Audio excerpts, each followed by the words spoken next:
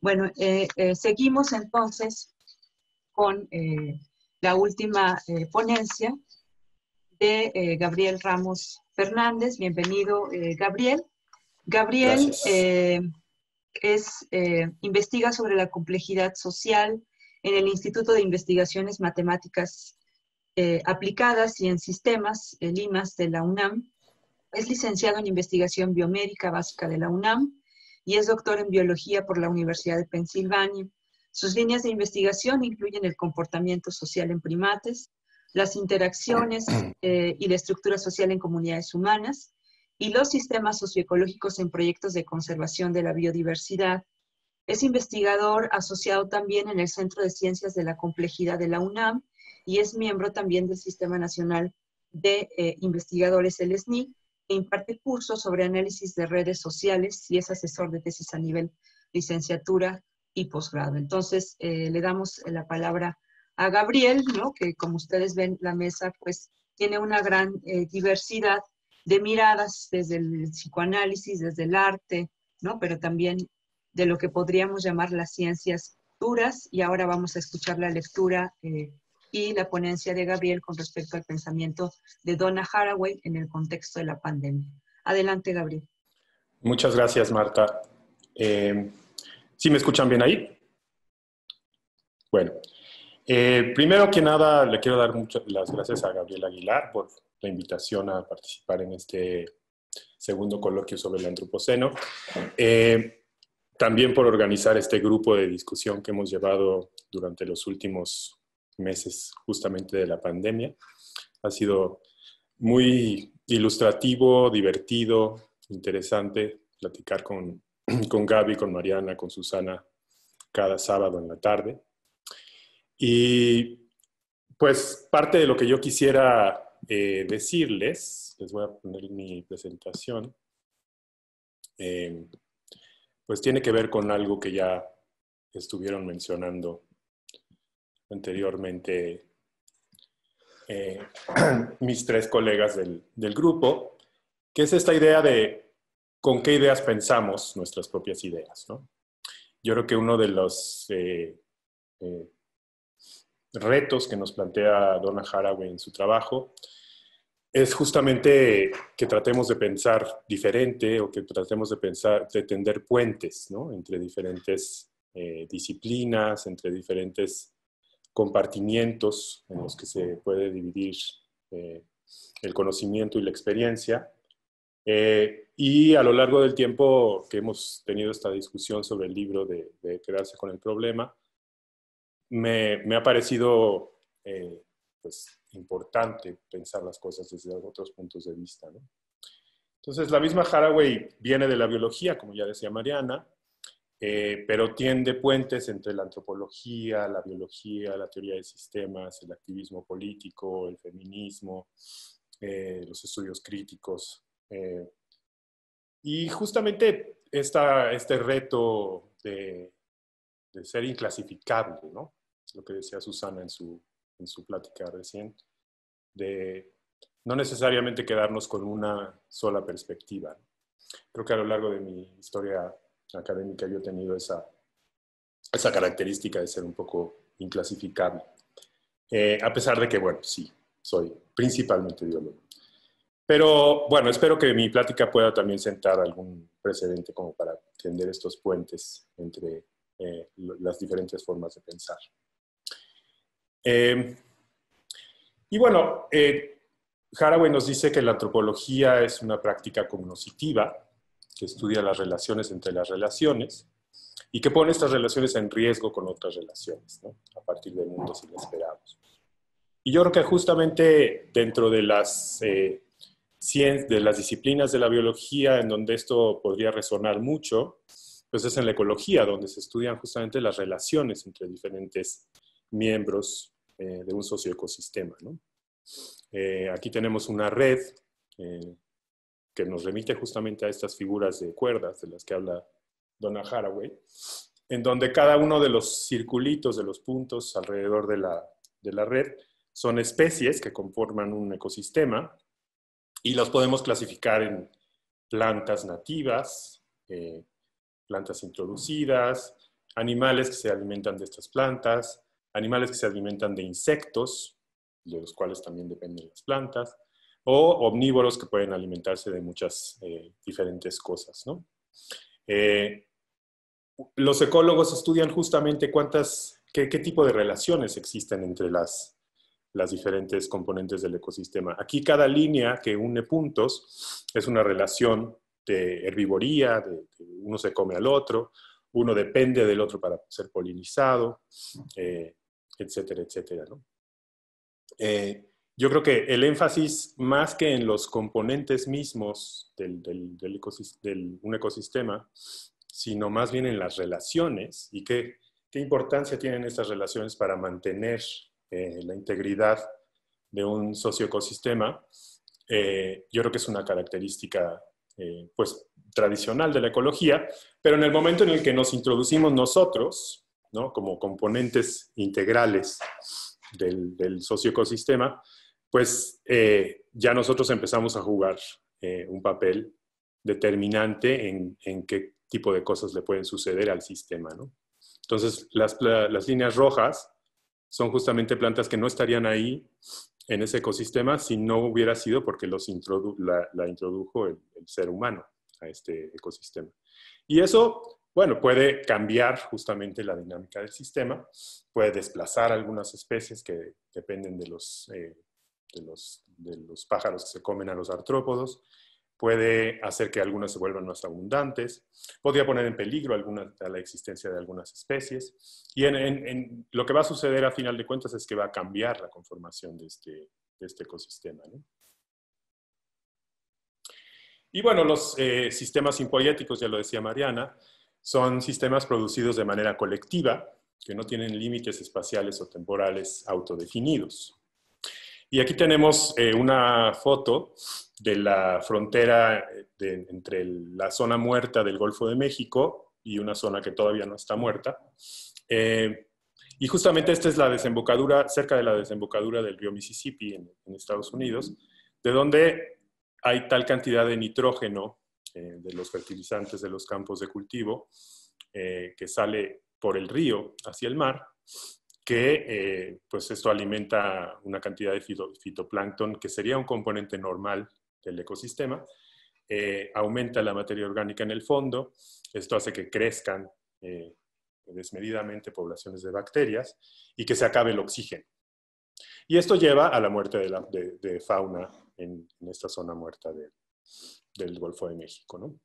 Esa muerte de fauna obviamente favorece a las bacterias, entonces hay un ciclo que va a aumentar la falta de oxígeno y por lo tanto más muerte de fauna, ¿no? Entonces, aquí nos estamos dando cuenta que los sistemas, pues ya no se puede hablar de sistemas ecológicos y sistemas sociales, están todos obviamente entremezclados, pero además que hay comportamientos inesperados de los sistemas, ¿no? Es muy difícil definirlos en el espacio, en el tiempo, y además tienen pues consecuencias inesperadas. Evidentemente los agricultores que vierten los fertilizantes hacia el río, pues en ningún momento consideraron que el río desembocaba en el mar y que se iba a producir todo este problema porque estaba muy lejos de ellos, ¿no? También nos habla Haraway de estos sistemas simpoyéticos en donde la información y el control se distribuyen entre los componentes. Estos sistemas son evolutivos y, como ya les decía, tienen el potencial para cambios sorprendentes. Y aquí me gustaría introducir un concepto que seguramente es muy familiar para todos, que es la resiliencia, ¿no? Estos sistemas simpoyéticos tienen una capacidad para resistir perturbaciones. Entonces, en la figura de arriba pueden ver una pelotita que está en un valle y que a pesar de que pueda moverse de un lado a otro, siempre va a regresar a un mismo punto de equilibrio. Sin embargo, si el valle se vuelve menos profundo, si por alguna razón cambiamos las características de un sistema y lo volvemos mucho más plano, una perturbación como la flechita que le pega a la pelotita en la figura de en medio, lo puede desplazar hacia otro punto de equilibrio muy distinto, ¿no?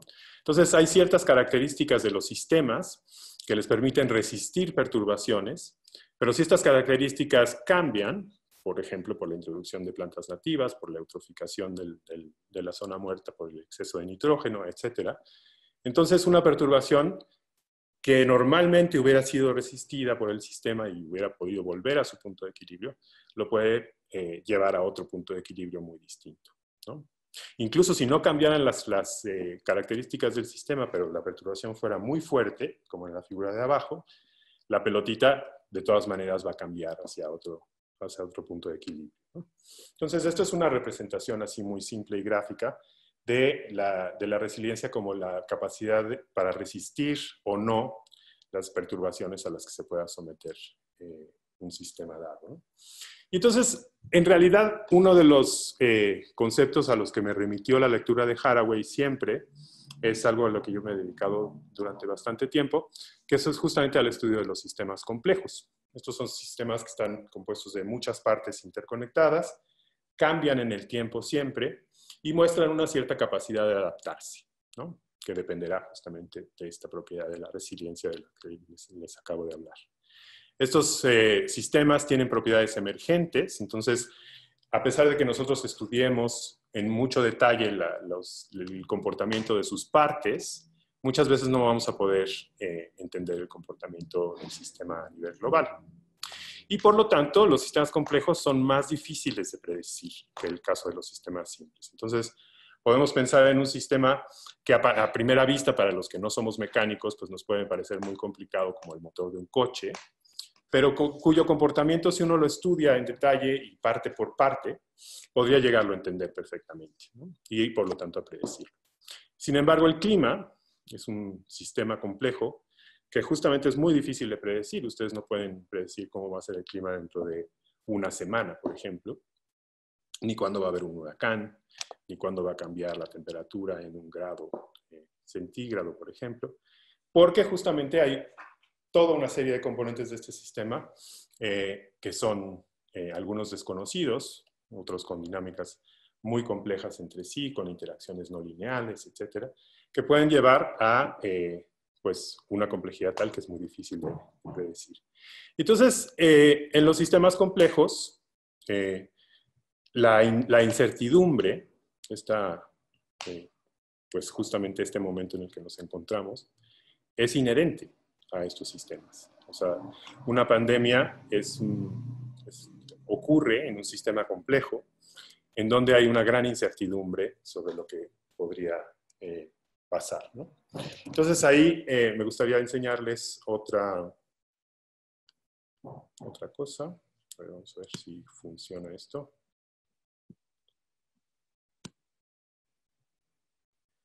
Ahí pueden ver un hexágono o no. No, ¿verdad? A ver. Déjenme compartir pantalla de nuevo. Ahí sí, ¿no? Bueno. Aquí es una animacioncita muy sencilla de una pandemia. Tenemos una rejilla que está compuesta de hexágonos y en donde los hexágonos pueden tener un color negro si están infectados, ser blancos si están susceptibles a la enfermedad y ser grises si ya se infectaron pero se recuperaron de la enfermedad, ¿no? Entonces, vamos a ver cómo va avanzando la epidemia a lo largo del tiempo conforme se van contagiando celdas a sus vecinas, ¿no? Entonces vemos que se van recuperando las celdas blancas y después puede seguir avanzando la enfermedad a nivel local, puede volver a un rebrote de contagios, como está sucediendo ahora, y tener estas oscilaciones justamente en donde la epidemia nunca se va, ¿no? Sin embargo, si uno, por ejemplo, disminuye la tasa de infección, ¿no?, que sería la probabilidad de que 2 celdas se infecten una a la otra, entonces podemos llegar a localizar mucho la enfermedad. O sea, que muchas celdas estén sanas, recuperadas, y por lo tanto sean nuevamente susceptibles, pero aquí el número de contagios sería mucho menor. Entonces, una intervención como reducir la tasa de infección a través justamente de una campaña como la sana distancia, o el quedarse en casa puede justamente disminuir el número de contagios, ¿no? Y si esta campaña fuera realmente exitosa, entonces tendríamos una tasa de infección mucho menor y posiblemente la disminución de la epidemia hasta el punto en que ya muy poca gente está infectada y eventualmente se va, ¿no? Se acaba el problema. Eso es así como una caricatura de cómo podrían ocurrir las cosas, pero evidentemente son mucho más complejas, ¿no? Aquí están viendo una diapositiva con cajitas, ¿verdad? No sé, pero espero que sí. Aquí tenemos, ¿sí están viendo una diapositiva con cajitas, Marta? Sí, sí. Ok, gracias. Aquí tenemos un proceso de contagio en donde, pues, dependiendo de qué tanto se contagien, va a haber un cierto número de personas infectadas.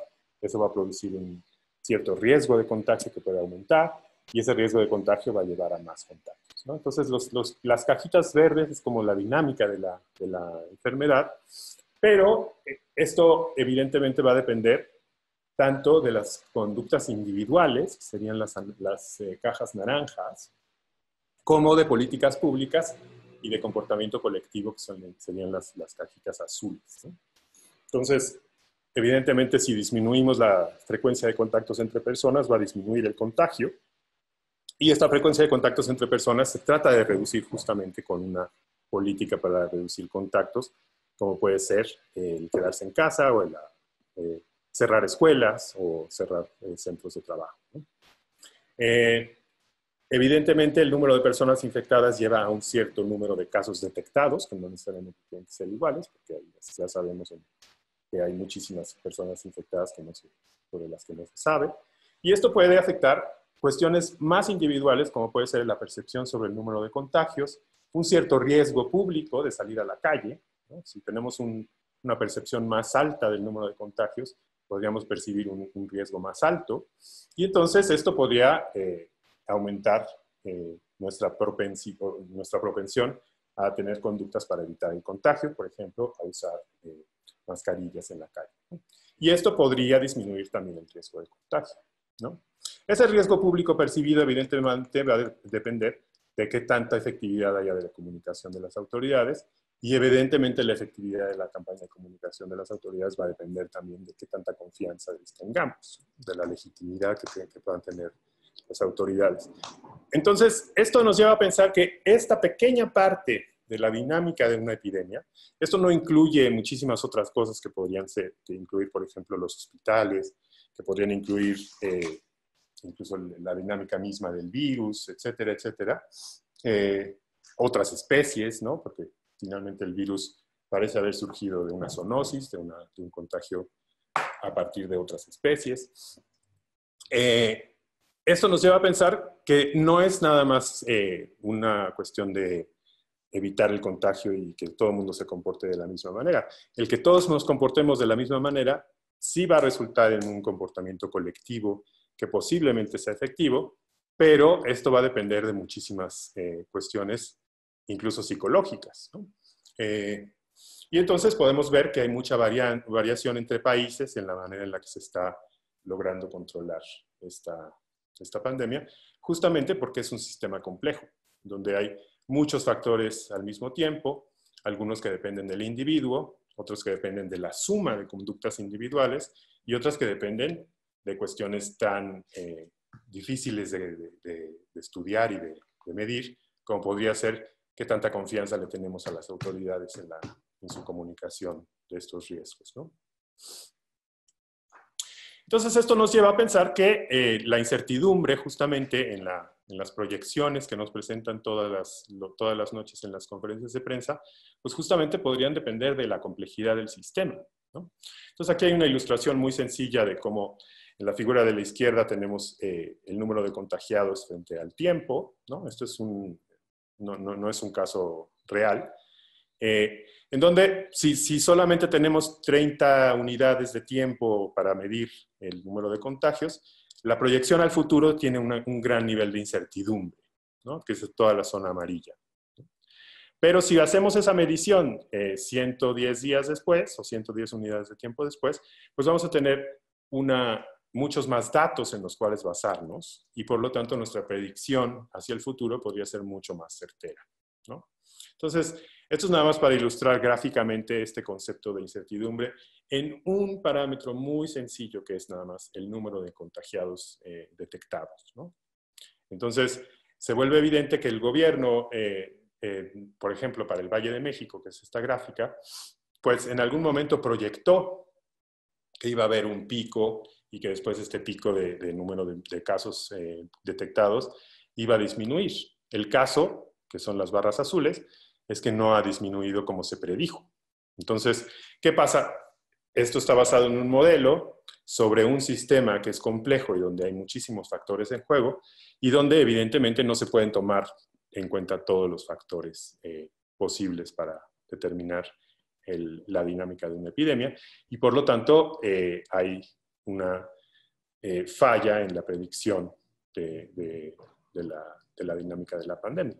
Y justamente podría ser porque no hay suficiente número de gente que se quedó en casa por todas las circunstancias socioeconómicas que ya conocemos, o puede ser porque no se incluyeron factores que determinan el contagio entre personas, ¿no? Entonces, algunas lecciones tanto de la lectura de Haraway como de lo que les acabo de mostrar sobre el vínculo de Haraway y la complejidad, sería sobre la pandemia actual de COVID-19, pues tendría que ver con esta diferencia entre el individuo y su comportamiento social. Ya decía Mariana, ¿qué puede hacer el individuo, ¿no?, frente a todos estos problemas? Pues en el caso de COVID-19 ha sido muy claro que si cada quien se queda en su casa, hay un efecto colectivo, ¿no? Por más incierto y parcial que sea, a mí me parece impresionante que en muchos países, en la mayoría de los países en donde se han tomado medidas de este tipo, la gente en general, no se puede generalizar así tan claramente, pero que haya respondido de manera individual, ¿no? Y esto evidentemente tiene un efecto colectivo sobre la forma en la que se disminuye o no una dinámica, por lo menos su velocidad, ¿no? A pesar de eso, hay una dinámica incierta, porque la ciencia no tiene, la epidemiología, por ejemplo, no tiene un conocimiento de todos los factores que están en juego y solamente se pueden hacer predicciones con un cierto nivel de probabilidad, ¿no?, que es la manera en la que se puede lidiar con la incertidumbre, justamente. Y esto lleva a tomar decisiones urgentes, que son las que están tomando en todos los gobiernos del mundo, bajo un nivel bastante considerable de incertidumbre.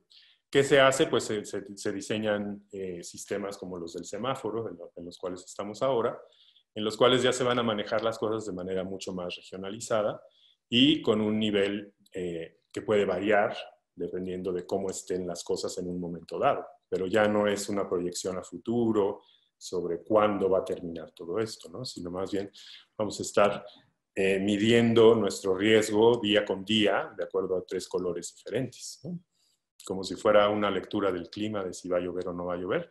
Así vamos a estar con este semáforo, ¿no? Y bueno, este concepto de la resiliencia nos lleva a pensar si este momento, por todas las consecuencias de la pandemia, tanto sociales como económicas, como políticas, en las relaciones internacionales, etcétera, podrían justamente llevar a nuestro sistema capitalista a otro punto de equilibrio, ¿no? No me gustaría especular mucho sobre ello, pero justamente como los gobiernos van a tener que gastar mucho para hacer que se recuperen las economías, pues se puede pensar en qué van a gastar, ¿no? Y entonces, en la Comunidad Europea, por ejemplo, ahorita se está hablando mucho de si esta inversión, que va a ser impresionante, debería de hacerse de una vez sobre energías limpias, ¿no? O sea, sobre aprovechar la inversión que se va a hacer de todas maneras para reactivar la economía, para cambiar completamente el sistema de generación de energía hacia energías renovables, pero ya desde un cambio mucho más desde raíz, ¿no? Justamente aprovechando que este valle que les mostraba yo justamente está en un punto en el que nos vamos a cambiar de régimen de todas maneras. Entonces, ¿cómo lo hacemos mejor? Y ahí viene nuestra reflexión individual y colectiva en este juego al que nos invita Donna Haraway, de cómo podemos pensar en sistemas más resilientes, o sea, cómo podemos evitar que estas cosas que van a suceder en el futuro seguramente, no solamente con pandemia, sino con efectos del cambio climático, fortalecer y hacer más robustos nuestros sistemas socioecológicos. Entonces, bueno, pues espero que estas ideas que se han presentado en el coloquio pues generen reflexiones de todo tipo. El coloquio que va a durar toda la semana, pues espero que también lleve a esta reflexión colectiva sobre cómo estar y cómo mejorar nuestras formas de relacionarnos entre nosotros y robustecer nuestros sistemas frente a estos cambios que se avecinan. Muchas gracias. Muchas gracias, Gabriel, por tu charla, ponencia, que ha sido muy, muy importante, ¿no? Para entender esto de la incertidumbre y la pandemia, ¿no? Creo que nos aterrizas en el tema que nos convoca, que es precisamente la pandemia.